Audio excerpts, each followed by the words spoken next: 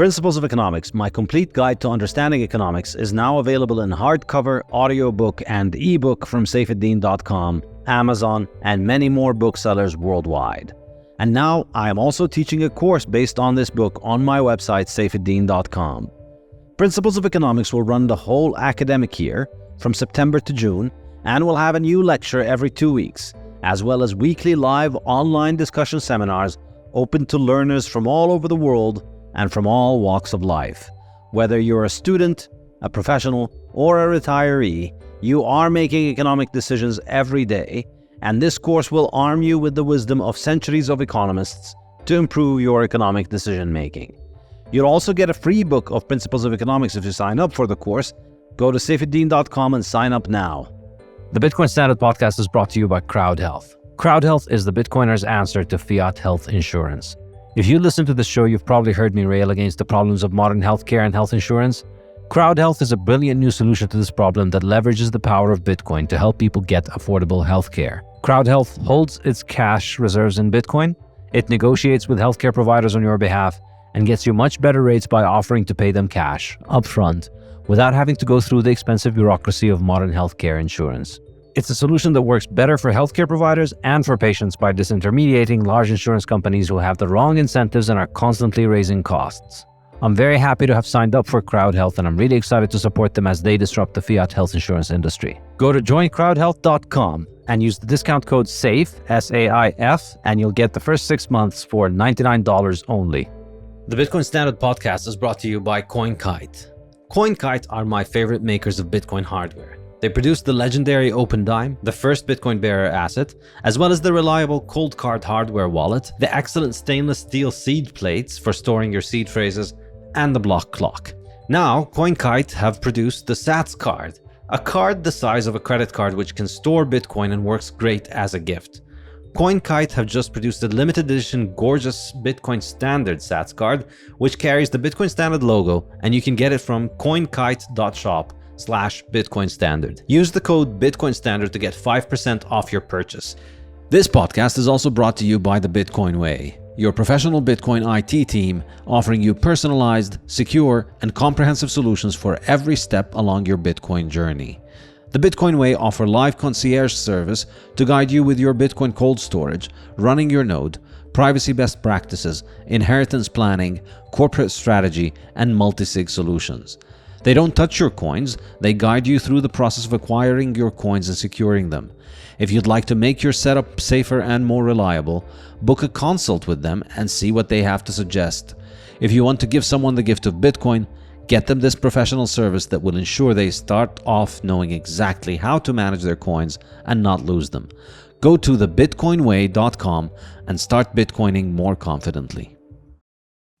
Hello, welcome to Lecture 12 of the Principles of Economics online course on Saifedean.com. Today's lecture's topic is capitalism. So, in the second section of the book, we discussed the ways in which human beings economize as individuals. In the third section of the book, we discussed the ways that human beings economize as part of a society, or the societal ways in which people economize. We trade with one another, we use money with one another. We develop the concept of markets, where we buy and sell our goods to strangers that we don't know, not people that we are related to or people with which we have close, intimate relationships. And based on all of this, we are able to develop a system called capitalism, and that is the topic of today's lecture. So, the extended monetary market order, the ability to trade with a large group of people because you have money and everybody's using money to trade, and so you don't need to worry about the problem of coincidence of wants, all of that allows you to seek your best self-interest by serving others, by benefiting everybody involved. And this results in the emergence of capitalism.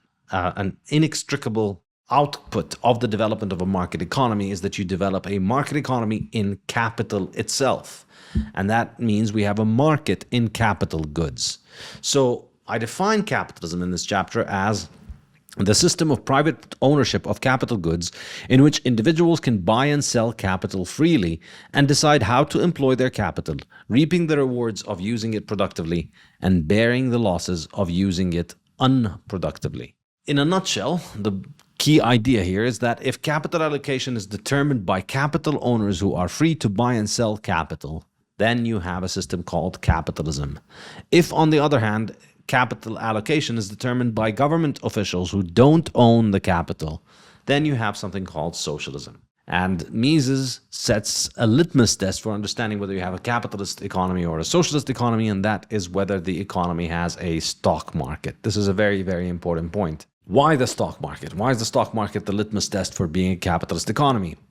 Well, once a stock market exists, you're able to trade in capital as a financial good without having to own and operate and hold capital goods directly. So it's an elaborate and advanced form of capital where we can abstract capital away from the physical goods, away from the machines that produce things for us, away from the products that we use as capital goods, into understanding the market for capital as being a financial market in which people buy and sell shares in companies that own those capital goods. And so by extending the division of labor to the process of capital production itself, we are able to separate management of capital from the financing of capital. And that creates a market in the financing of capital production, which allows the financing of capital production to be a lot more efficient because it allows everybody to invest without having to learn how to manage the capital they want to invest.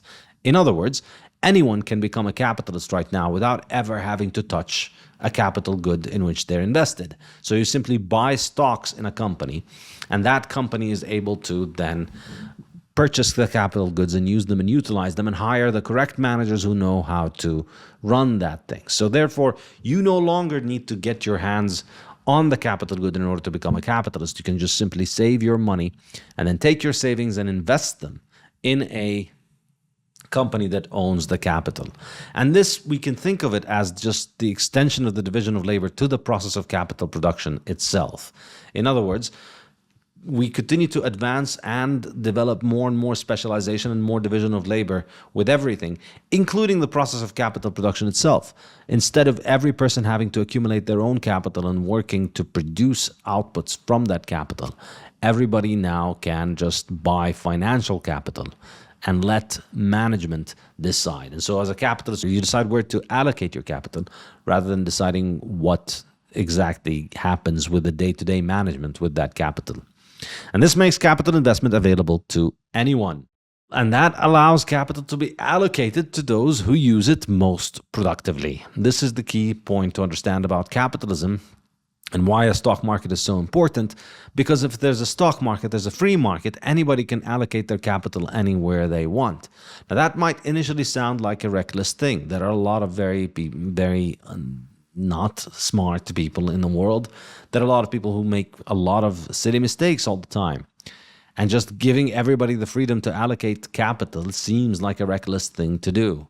Yet, that's exactly what capitalism does, and that ends up being the best way of increasing the capital stock and increasing worker productivity over time. And the reason for that is that while it's true that everybody has the freedom and the choice to do whatever they want with their capital, they also face the consequences themselves. And so if they are able to invest the capital productively, if they're able to generate a profit, they have more capital at their disposal. On the other hand, if they're unable to generate profit, if they're unable to use the capital productively, they will generate losses, and therefore they will lose the capital that they have, or the capital stock they have will continue to be reduced until they either change their track or get out of the capital management business. So the only way to keep capital in a free market is to use it productively. And that's why this is such a powerful system for capital allocation. And that's why this only works with property rights.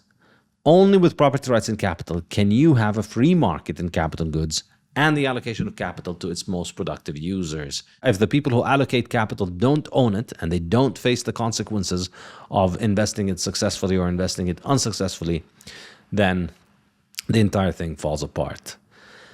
Now, remember, very important point, we keep repeating is that value is subjective. And so the value of capital goods is subjective in itself. So what gives capital goods value is subjective. It depends on the individuals valuing them. It is not inherent or intrinsic to those goods. Whether something is a capital good or not is entirely the consequence of the judgment and the action of the person in command of it. A computer used for playing games is a consumer good, but the same computer used for professional graphic design is a capital good. So the only way that something can be a capital good is if you are utilizing it for the production of final goods that people want to purchase. And so if they are willing to purchase it and they are willing to pay for it, then you're able to make a return on it that is profitable. Then you have a capital good. If you don't have that, if you're producing something that nobody wants, then you're just wasting resources. You don't have capital goods on your hand. In other words, the existence of capital is contingent on its ability to serve people. And of course, that ability to serve people is contingent on the owners of capital having full control over it. And that's what a capitalist system allows, because without the ability to command capital goods for profit, there's little incentive for anyone to accumulate and maintain capital in the first place. Without the ability to trade capital for monetary gain, there is no mechanism to ensure capital is allocated for productive uses and is not monopolized by those who misuse and degrade it. So everybody's free to do whatever they want with their capital. But that is a very successful system precisely because it punishes people who use their capital irresponsibly and rewards people who use their capital responsibly with more capital to allocate.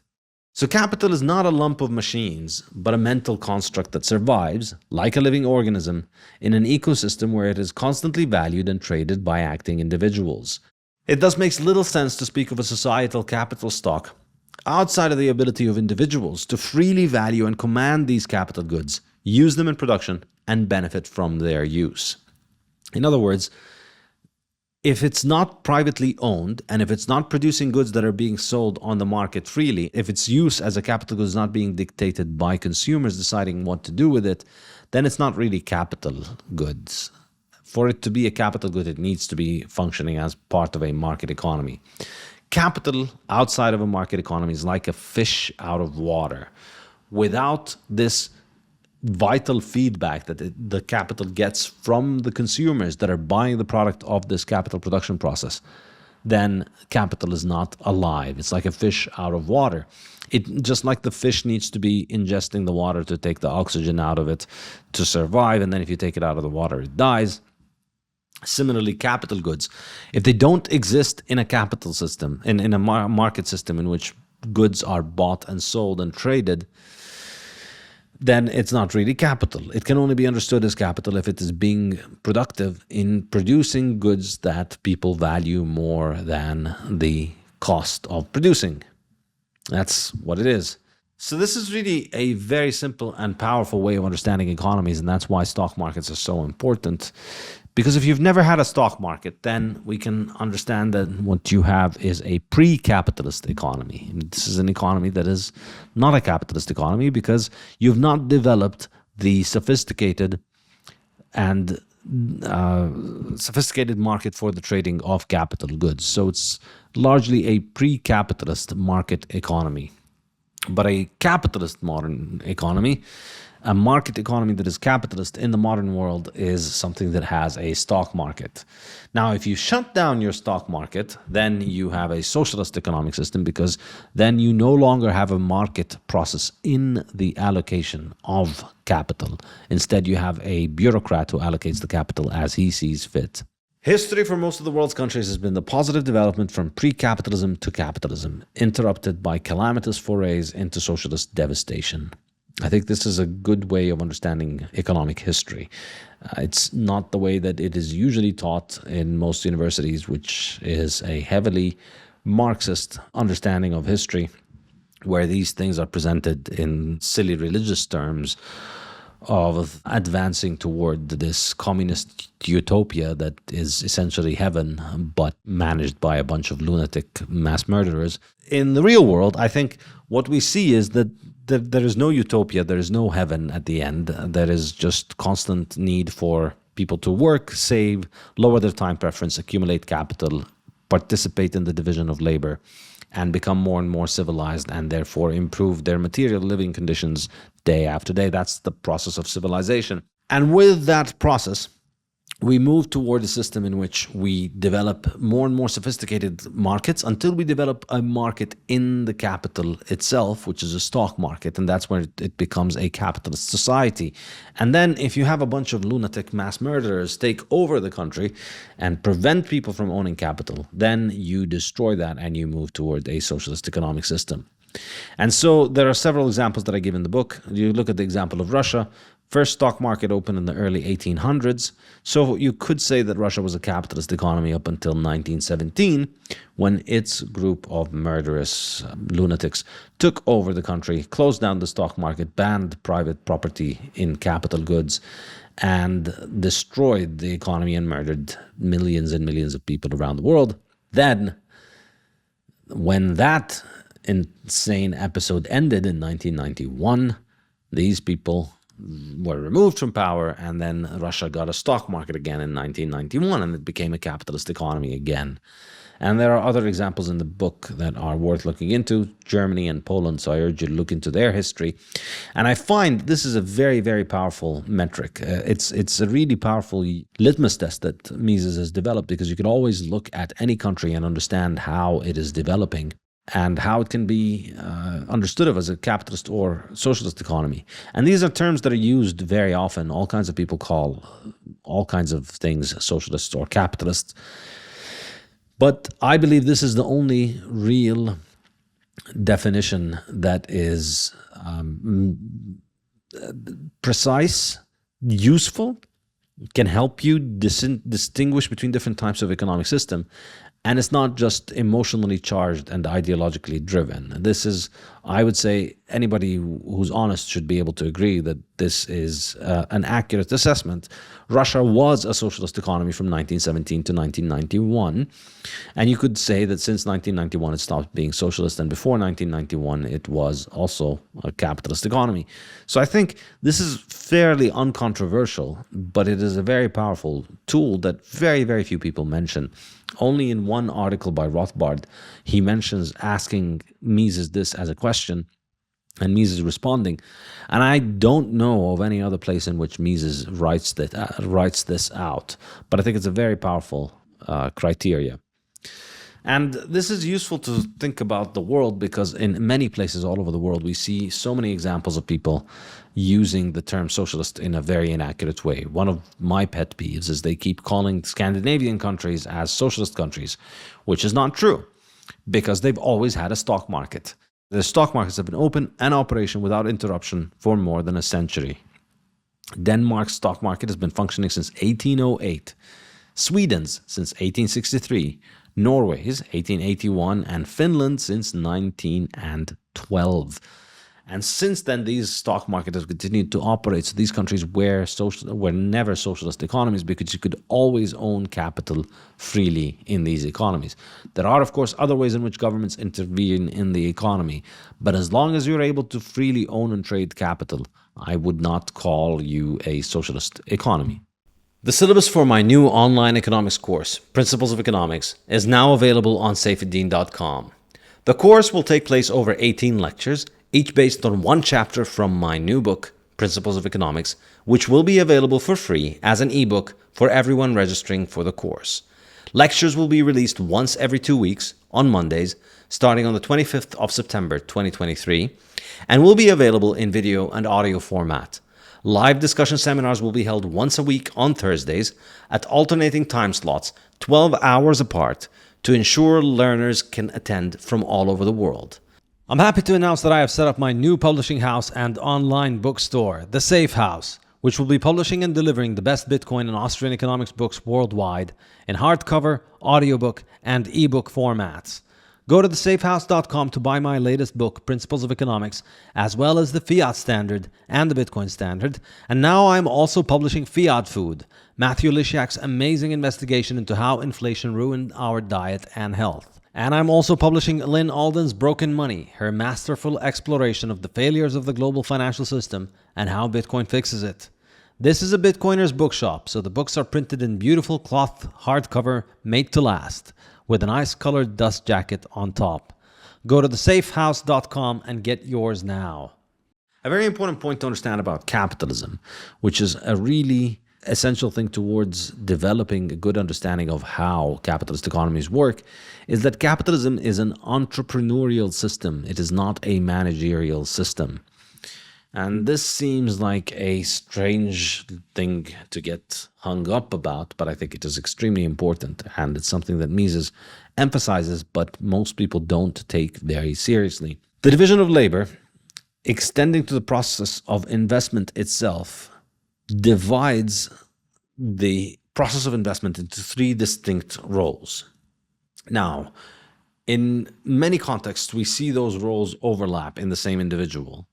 But it's important to distinguish between the three and to keep them distinct in your mind, because it's important to understand that these are distinct jobs. So the process of investment involves three jobs, effectively. You can do all three on your own, but you can also have three different people handling each one of these jobs. So the first job is the capitalist. And by capitalist, we mean somebody who defers consumption in order to make capital available for the production process. So you have resources which you could consume. You've got money which you could use to throw a party or to buy a house or to buy a boat or to travel around the world or to consume anything that gives you pleasure today. But if you decide to defer that consumption and you decide that you want to invest the capital, the money, invest these resources into a production process, you become a capitalist. So deferring the consumption and making capital available for a production process is the job of the capitalist. Now then there's another job, which is the entrepreneur. And the entrepreneur is the one who allocates the capital. He's the one who decides where that capital is going to go. So you decide, I'm going to put aside $1,000 a month that I want to invest. Then there's another job, which you could do if you were the entrepreneur yourself, or you could hire somebody to do it. You could give the money to somebody and tell them, please go figure out how to invest this money. And then that job is the entrepreneur. You decide, I'm going to allocate that money toward the production of shoes, or toward the production of computers, or toward the production of AI software, or any kind of business you believe is going to have positive return for you. So making that choice of going for the allocation of capital is the entrepreneurial decision. This is what the entrepreneur does. You decide you're going to invest this much money in that kind of company. That's the entrepreneurial function, where you allocate the capital. And then there is the managerial function, which is the overseeing of production. So once you've put the money into the company that is producing shoes, then there is a manager for that company who has a bunch of resources from investors, from capitalists, and from entrepreneurs. So the capitalists and the entrepreneurs have allocated that money and they give it to the manager, and the manager's job now is to use those resources in order to produce the outputs. And so the day-to-day management of the business is carried out by the manager, but the manager is not the person who decides to undertake a certain production process. He is hired by the entrepreneurs in order to manage that production process. So distinguishing between the three is a very important thing for understanding market economics and specifically for understanding why central planning does not work. What the entrepreneur does in this task when he allocates capital is that he performs economic calculation in the capital market, on capital itself. In other words, the entrepreneur looks at all the different possibilities for using capital and decides which ones are the most profitable and which was the most useful. So the manager performs economic calculation on the capital deployed by the entrepreneur, but the entrepreneur performs the economic calculation on the capital allocation process. So once the manager is given a certain amount of money, the manager will try and figure out how best to manage the capital that is given to him, how best to manage the machines that are given to him.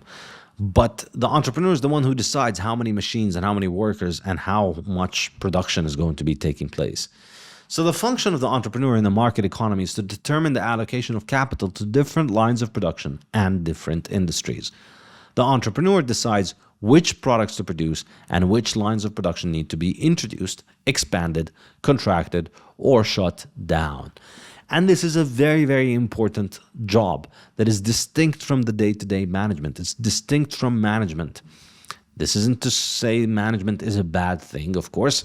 This is to say it is distinct. And understanding that distinction is going to help you understand why socialist central planning does not work and why market planning functions and works properly. The distinction between management and entrepreneurship escapes most academics and economists since they're not entrepreneurs and they just see the outward manifestations of the phenomena of production, which is that there's a manager who's telling the workers what to do. But if you don't understand the entrepreneurial function for allocating capital and how it is reliant on private property and how it is inextricable from a system of private property, then you can imagine that we can replace capitalism with government management or socialism. This is the key thing. If you don't understand the function of the entrepreneur in making choices about private property and allocating it into different production processes as capital, then you are incapable of understanding the importance of the private property system for capitalist production. And so you will think that it is possible to replace the property rights system by simply having a central planning make the decision about what needs to be produced and how that thing is produced. And that's conflation of managerialism with entrepreneurialism. So for academics and scholars who have never engaged in entrepreneurship, this distinction is not obvious, which results in their belief that private ownership of capital can be curtailed without affecting the production process. As in their models, the workers and managers can capably handle the entire production process. The capitalists do not contribute anything, and the entrepreneur is an inconsequential detail. So if the workers and the managers are the ones that are doing all the production, then you don't need the capitalists and you don't need the entrepreneur. And that's what most economists think. They think the capitalist's job is pointless because the government just generates credit for companies. We don't need to have savings because we have central banks that just generate alternatives to saving by printing money and devaluing everybody else's wealth.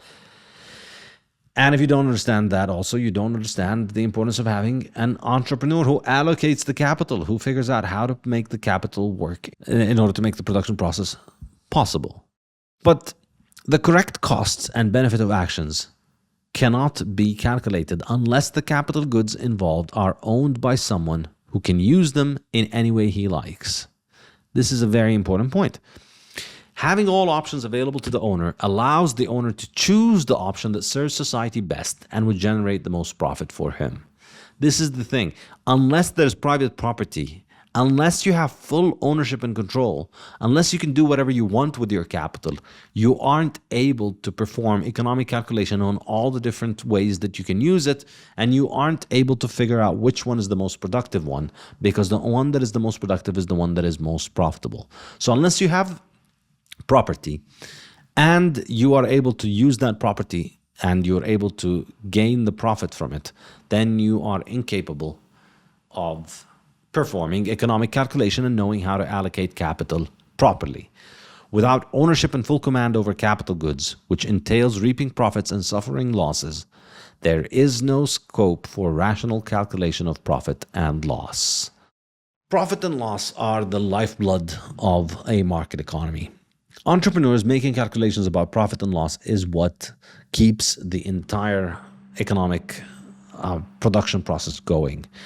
Once we move beyond the primitive economy of one or a few small individuals to a market-based economy, to a market economy based on a money where everybody's performing trade with that one money and the money is the medium of exchange that everybody's using, it becomes possible to perform economic calculation on all courses of action. So what you would do then as an entrepreneur, what entrepreneurs do is they speculate on production processes being profitable and apply the factors of production, land, labor, and capital to these production processes. They incur the upfront costs and the risks, and they collect the revenues and the rewards. So calculation ensures capital is being used to serve others most efficiently. If entrepreneur revenue from output goods is greater than input good cost, then an entrepreneur is providing value to society. If the entrepreneur purchases input goods at costs lower than the revenue from the output goods, then the entrepreneur is wasting resources. The entrepreneur is using more valuable resources to produce less valuable outputs. His capital stock is reduced. He has to change what he's doing or run out of capital. And that's really the brutal way in which capitalism keeps becoming more productive. It punishes the unproductive and it rewards the more productive. And if you subvert that process, if you prevent that feedback process from punishing the unproductive and rewarding the productive, you destroy the process of capitalism, and you destroy the possibility of allocating capital successfully, and you end up with a failed economic system that generates misery and poverty and destroys capital rather than increases capital. All of that is necessarily, inextricably built on private property. So entrepreneurs' wealth and prosperity is at stake. It's the scorecard for entrepreneurship. The scorecard is the real life. Your real wealth in the real world is what governs this entire process. And so the entrepreneur's wealth and prosperity is at stake, and that's what makes it so important. Economists who imagine market production could be replicated without private property, profit, and loss are engaging in cargo cult science. Like primitive tribes who encountered airplanes for the first time and imagined that replicating their shape with wood sticks would produce a functioning airplane. I think this is really the best way to understand socialist economists. They don't understand how an economy functions, and they just look at the outward manifestations of an economy. They see goods being produced, and they see consumers consuming them, and they see producers producing them. They see workers working, and they think, let's just get all of these superficial epiphenomena of what a market economy is and have me run them, and then in my inimitable wisdom, I'll be able to make things better. I'll be able to make the workers get paid more, and I'll be able to make the consumers consume more, simply by cutting out the evil entrepreneur and capitalist who are allocating the process and managing it. Because I don't understand economics, I'm able to think, yeah, let's just remove these. Similarly, you look at a car. If you don't understand what a car is, you look at a car, you think, well, you know what? This car is really nice, but all of this stuff that's in the front trunk, it's ugly, it's noisy, and it's not fun. I'm going to remove it, and I'm going to put a flower pot instead of it. And then that's going to make the car easier to drive. It's going to make it prettier, and it's also going to make it faster, because a flower pot is a lot lighter than this giant hunk of metal that is in the front trunk of the car. Well, that's exactly what a socialist does when they look at an economy and they think they can remove capital ownership and still have an economy function. The only reason the car functions is because it has an engine. If you don't understand why the engine is there, it doesn't mean you can remove the engine and then the car will work. It means you need to shut up and learn how cars work before giving strong opinions about how cars work. Simply replicating the shape of a car or an airplane doesn't create an airplane. And so this is a well-known phenomena in World War II.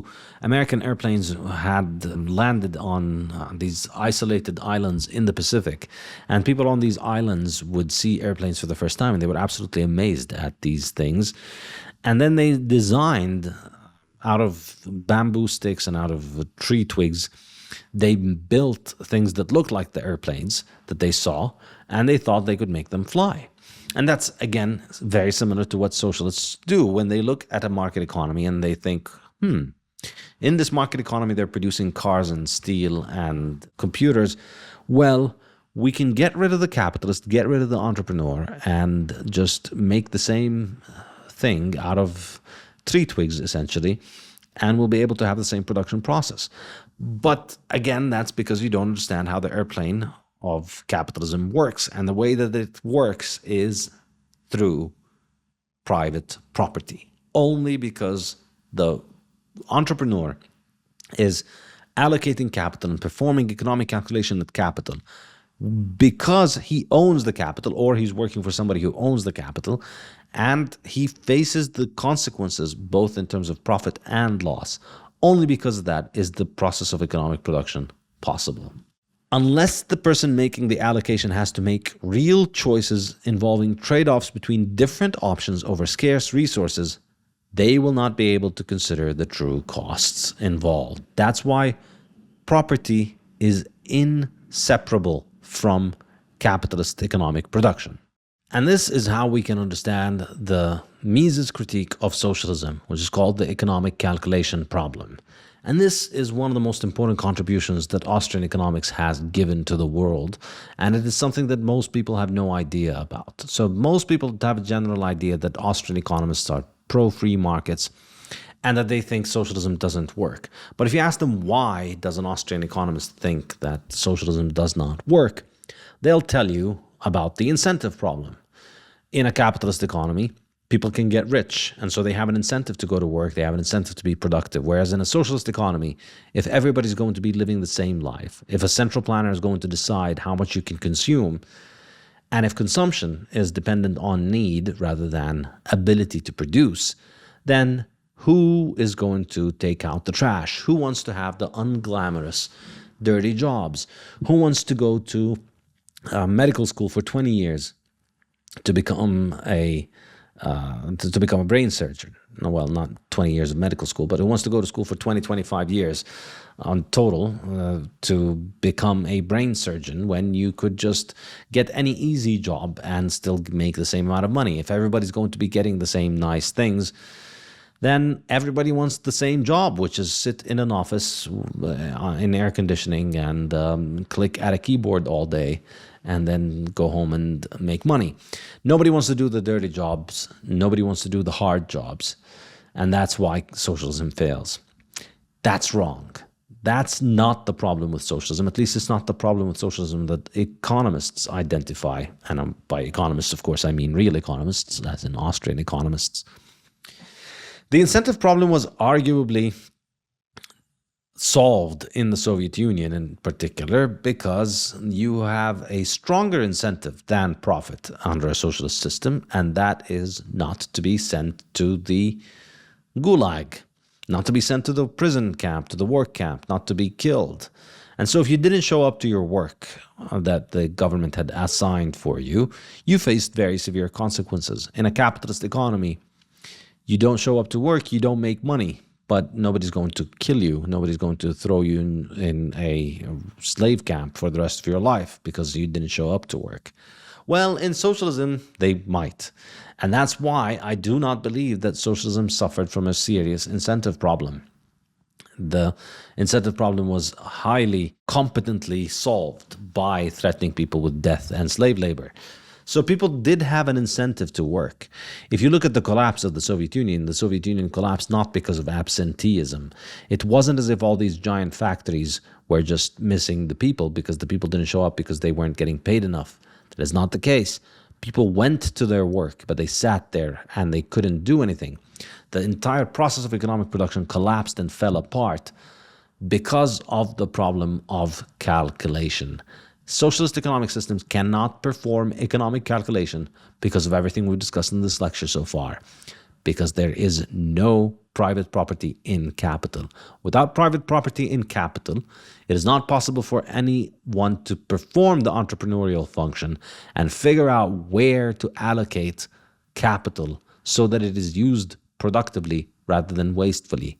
And the result is blind allocation of capital without calculation, which is like blind assembly of an airplane without design. And so therefore, it's going to collapse and fall apart. What exactly would these planners tell the army? Or this is a quote from Mises in which he says, imagine if we solve the problem of incentives, if we have the new socialist man who is this ideal man built by socialist central planners to be extremely productive and extremely obedient and always listening to what the benevolent central planners are telling him.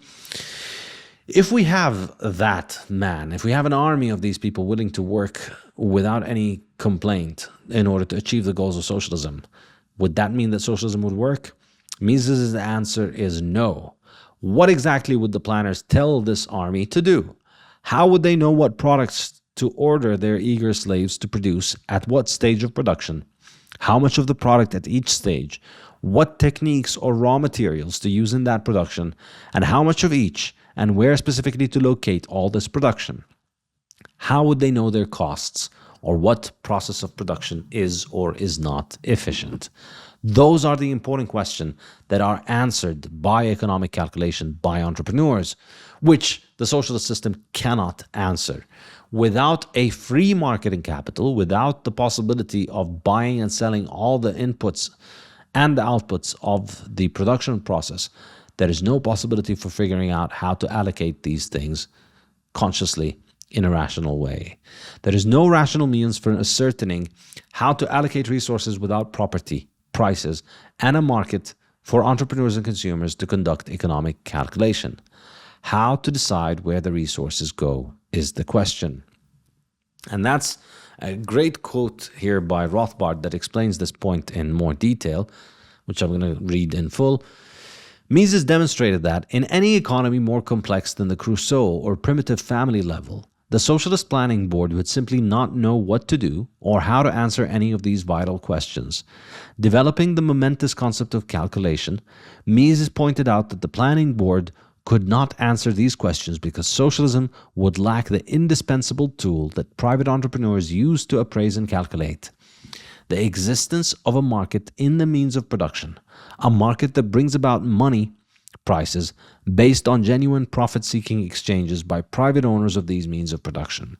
Since the very essence of socialism is collective ownership of the means of production, the planning board would not be able to plan or to make any sort of rational economic decisions. Its decisions would necessarily be completely arbitrary and chaotic, and therefore the existence of a socialist planned economy is literally impossible. Mises concludes that in the socialist economy, in place of the economy of the anarchic method of production, recourse will be had to the senseless output of an absurd apparatus. The wheels will turn, but will run to no effect. And this was an extremely prophetic and profound insight, because this is exactly how the Soviet Union collapsed. So Mises wrote this in 1920-22. He wrote the book on socialism, and yet socialism came apart in the late 80s and early 90s, and during that time, these factories were operational, but they were producing nothing. So you had a factory, everything was fine.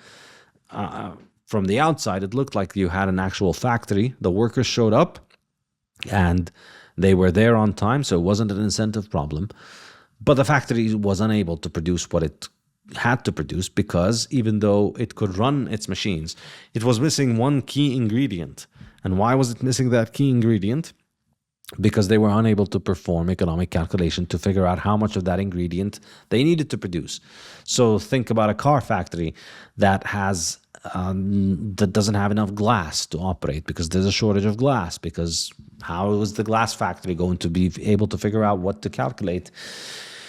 And they concluded that it was more important to have glass for houses this year.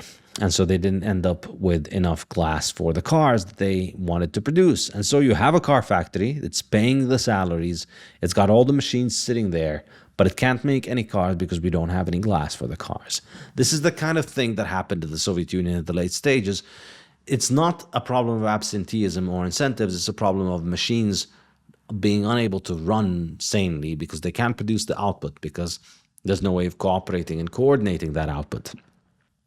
Now, in response, socialists reformulated their economic system, partly in response to Mises' critique. In fact, as I mentioned in the book, there was a Polish economist, Oskar Lang, who spoke about the debt of gratitude that socialists have for Mises for exposing the problems with socialism, because now it's going to allow them to reformulate their economic plans in order to make them workable by using the insights from Mises. And of course, they went about and being completely ignorant of economics. They didn't understand what Mises was saying. They thought they could fix it, and of course, they didn't fix anything. So what they suggested all kinds of ways around the inability of socialist central planners to calculate without property rights. And all of these ways they suggested, of course, couldn't solve the problem, because it couldn't solve the real cause of the problem, which is the lack of private property. And that's what socialism is. Socialism is all about not having private property in capital goods. So if you solve that problem, you simply get rid of capitalism you get rid of socialism and you move to a capitalist economy. So the only solution for socialism is to make it capitalist. But they came up with all kinds of hilarious substitutes, and they all failed. And I discussed them briefly in the book.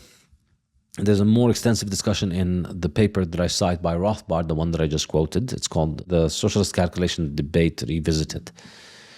And so some of these ideas were that the Central Planning Board would order managers to assign prices to goods, observe the reactions of buyers, and use trial and error to arrive at the proper prices, in the same way that capitalists would.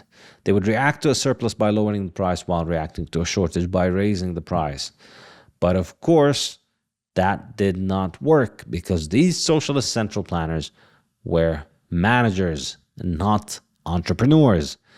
They did not have secure property in the goods they managed, and they could not calculate the profits and losses associated with different lines of production. The consumers didn't really have real choice in what they were consuming because their decisions were planned by the central planners. And the producers had to follow what the central planners say. They performed this economic calculation as pretend play rather than real economic calculation because they did not stand to lose or gain based on this. And therefore, it's all hypothetical calculations that cannot replace the real thing. The characteristic mark of the socialist system is that the producer's goods are controlled by one agency only, in whose name the director acts, that they are neither bought or sold, and that there are no prices for them. Thus, there cannot be any question of comparing input and output by the methods of arithmetic, as Mises put it. Economic decisions are made only in the context of scarcity, when each decision will carry with it a real cost and benefit that the decision maker will experience in the real world. Without property, opportunity cost, and real-life consequences, socialist pretend markets bear no resemblance to the real thing. As Mises put it, and that's an excellent Mises quote, one of my favorites in this entire book, what these neo-socialists suggest is really paradoxical. They want to abolish private control of the means of production, market exchange, market prices, and competition. But at the same time, they want to organize the socialist utopia in such a way that people could act as if these things were still present. They want people to play market as children play war, railroad, or school. They do not comprehend how such childish play differs from the real thing it tries to imitate. This is absolutely devastating and extremely accurate, and it is exactly the problem with socialists and why they don't understand economics and why socialist central planning fails. Their understanding of it is like the general who thinks children playing war is the same thing as the war itself. War is not like children playing war. Children will hold a bunch of sticks, pretend that they are guns, and say pew pew and shoot at each other, and then pretend to be dead and pretend to be doing all those things. That's not what war is like. You can't look at a bunch of children playing war and then decide, yep, I understand how I'm going to launch a war, and then go and fight a real war based on that. Children playing war is very different. And similarly, socialist central planners making pretend prices and pretend calculation, pretend decisions is not equivalent to real markets, real prices, real decisions, real choices, real opportunity cost, and people revealing their preferences based on these real things. And this entire episode, I think, is a very, very important lesson. And it's something that many people think, all right, well, okay, the Austrians were right about socialists, but, socialism is dead, socialism is gone, who cares? Why do the Austrians keep bringing this up? No. Socialist economic central planning is not dead. It is by no means dead. Not only is it not dead, it is what people think of as economics. That's why the Austrians won't shut up about this, because it's not a problem of morons like Karl Marx or Oscar Lange or all of these real socialists. It's not just them who have this problem. We can laugh at these people, even though they've been very bloody and very tragic, and their disasters have caused hundreds of millions of death. But that's not, as I say in the book at some point, it's very few serious people still take that nonsense seriously. But a lot of people who think of themselves as serious and who don't think of themselves as socialists, their idea of economics is shaped by this. In fact, all of the textbooks of economics are, in their assumptions, fundamentally socialist in the way that they believe that central economic planning and central economic calculation is viable.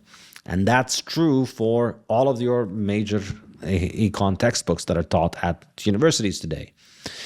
The most popular economics textbook, maybe two most popular economics textbooks, are Samuelson's Principles of Economics and Economics by McConnell, Brew, and Flynn. Those two books have been taught to tens of millions, probably maybe even hundreds of millions of students over the past 60, 70, 80 years. They've become extremely foundational to what economics is. And these books are built on the idea that a central planner can make decisions that improve the state of the economy. And that is something that you see in all of these books over and over and over again. Throughout the Soviet era, Samuelson's book continued to say that the way of organizing the Soviet economy is superior to the US economy, and that the Soviet economy is going to catch up to the US economy and is going to overtake the US economy. And he kept on saying this even in the book that was printed in 1989, his textbook that was printed in 1989 as the Soviet Union was falling apart. His textbook said, the Soviet economy is better run than the US economy, and it will overtake the US economy in the foreseeable future. He continued to make that prediction over and over again until the Soviet Union fell. Now, it's easy to laugh at people like Samuelson, and there are a lot of reasons to laugh at somebody like Samuelson. And he deserves it, and he deserves absolutely no sympathy because his idiotic mistakes are far from just innocent, stupid mistakes. I mean, he is an idiot himself. I have no doubt about it. He's a simpleton who doesn't understand how the world really works. But being an idiot is no defense. It doesn't exonerate you from the horrible actions that you have unleashed, because his ideas have been utilized by people who have used them to achieve massive devastation and destruction on the earth. So the question is, how do all these economists arrive at this understanding of economics that is so flawed, that is being taught all over the world, that says it's okay, private property is something that can be ignored? In other words, how is it that Samuelson looks at the Soviet Union and thinks the problem with the Soviet Union is that it is politically repressive, but it is more economically efficient? And the reason that we don't have a system like the Soviet Union is because we value freedom too much.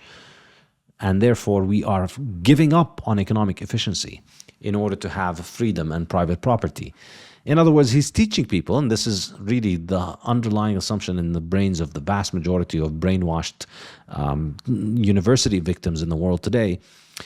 He's teaching people the idea that private property is a hindrance to economic progress.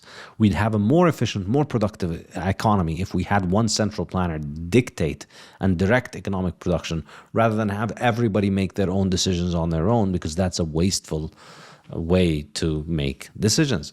How do we arrive at that? Well, I get into this in a little bit more detail in the final section of this chapter, but the basic idea is that economic modeling today is built on this idea of general equilibrium modeling, where we look at the state of the economy and we try and put it into this model that is at equilibrium, that everything is static, everything is all the forces within the model are driving us toward that point of equilibrium. And this is a mental construct, as I discussed in the previous chapter. It's a mental construct that helps us to understand how a market operates. It's useful in helping us understand how the equilibrating process takes place, rather than in helping us understand how the markets actually function. And the way that a market functions is that there's constant new data being internalized, and that the market is very dynamic. New things are coming along. And who brings about new things? It's the entrepreneur, by deciding how to allocate capital. The entrepreneur has an idea, and he says, I think we can make something called an airplane. And so he allocates capital toward the production of an airplane, and then he makes an airplane. And that creates a new world, a new market, a new economy, in which now we have something called an airplane. And it's very different from the world from before the airplane. And all of that is because of the entrepreneur and his role in making changes in the economy. That's something that doesn't fit into the general equilibrium model. The general equilibrium model is just another statist, socialist way of thinking about economics and centrally planning economics. Economic reality is constantly changing, and that's why textbooks are unable to understand it, and that's why for them it is possible to see something like the Soviet Union survive and thrive and even overtake the US. So in conclusion, as with all of these other mechanisms of economizing that we've discussed from chapter 4 until chapter 12, what entrepreneurial investment and capitalism does is that it increases the productivity of capital because it allows us to allocate it more efficiently. It encourages us to save more and lower our time preference because it offers us a way to use our savings productively that offers a higher return. And so the more you expect to be rewarded for investing, the more you are likely to save and invest. And that results, and of course the increased productivity results in increased wages and rents in real terms. People become more and more productive, and the factors of production that they own become more and more productive. Capitalists, of course, benefit from an increase in capitalism and entrepreneurial investment, but of course they take on an enormous amount of risk. Workers just watch their productivity go up. You don't have to take any risk. Your productivity goes up because you're using more advanced machinery and because entrepreneurs are allocating capital more efficiently. Entrepreneurs are the ones who are subject to the risk. You just benefit by increasing the productivity. And of course, the social impact of capitalism, which we're going to be discussing in the final section of this book, is that it encourages behavior that is conducive to peaceful coexistence. Once you understand how much you benefit from being part of a market economy, from being part of a capitalist economy, you have an incentive to deal with people around you in a way that is conducive for cooperation and for peaceful coexistence rather than conflict. That is it for this lecture, and this brings us to the end of part 3 of this book, Economizing in the Social Context. And in the next chapter, we're going to begin to focus on money, the economics of money. So chapter 13 will discuss time preference, which is the foundation for understanding money from the Austrian perspective. And then in the last 3 chapters, we are going to be discussing the topic of civilization, which this book leads up to. So thank you for joining, and I will see you next week or in 2 weeks.